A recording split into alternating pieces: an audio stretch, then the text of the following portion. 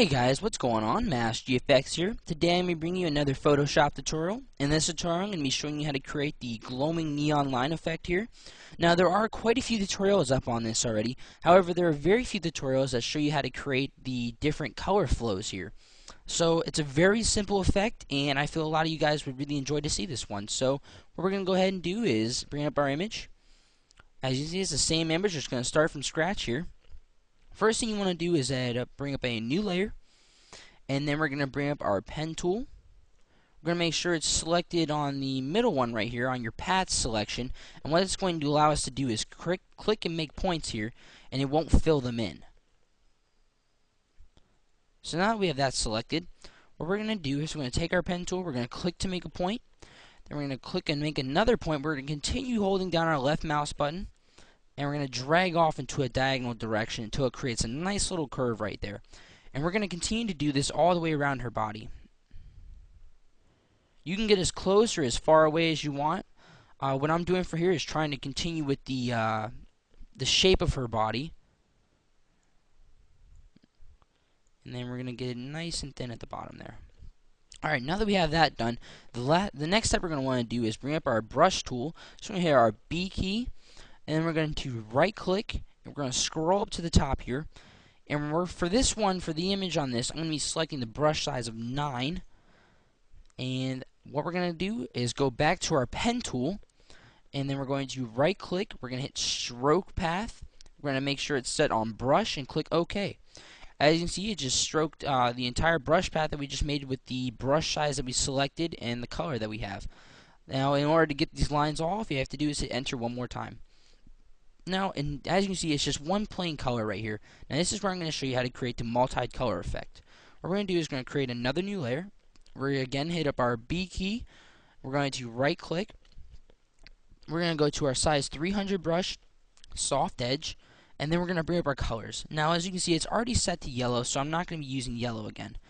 For this, I'm going to be selecting a hot pink first. I'm just going to hold down my left mouse button and then go over, certain parts of the line. And then again, I'm going to bring up another color.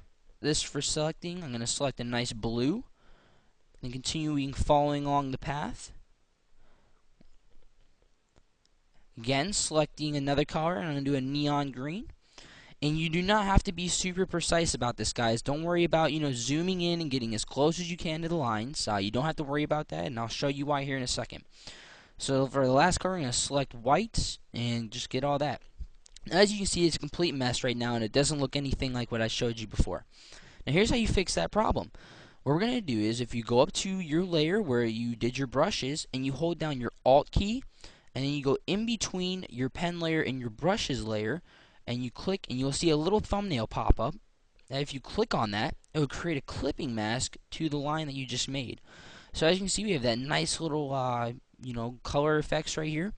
And next what we're going to do is we're going to bring it out and add that neon, the really nice glow effect to it.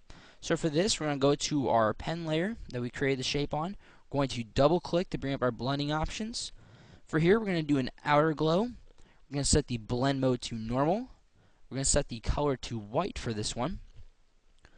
Opacity to 100%. And you can mess with the spread and size as much as you wish. And we're going to set it to about 8. The next thing we're going to do is we're going to add a stroke. We're going to set the size to 1. Set the color to white. And it'll create just a little bit, it'll add a nice little stroke on the outside of it just to bring it out a little bit more. Go ahead and click OK. And from here we're going to give it that effect where it's behind and coming in front of her body. So in order to do this, we're going to zoom in a little bit. We're going to bring up our eraser tool. We're going to make sure it's selected on the, for me, I like to have it on the soft edge eraser. Now, as you can see, what this is going to do for us is if we hold here, it doesn't exactly erase like a normal brush would, or a normal eraser, I'm sorry. But what this will allow us to do is we can get really, a really nice selection here as close to her head as possible, because it will slowly, fade away the pixels of the brush that we did. So we can get nice and close here.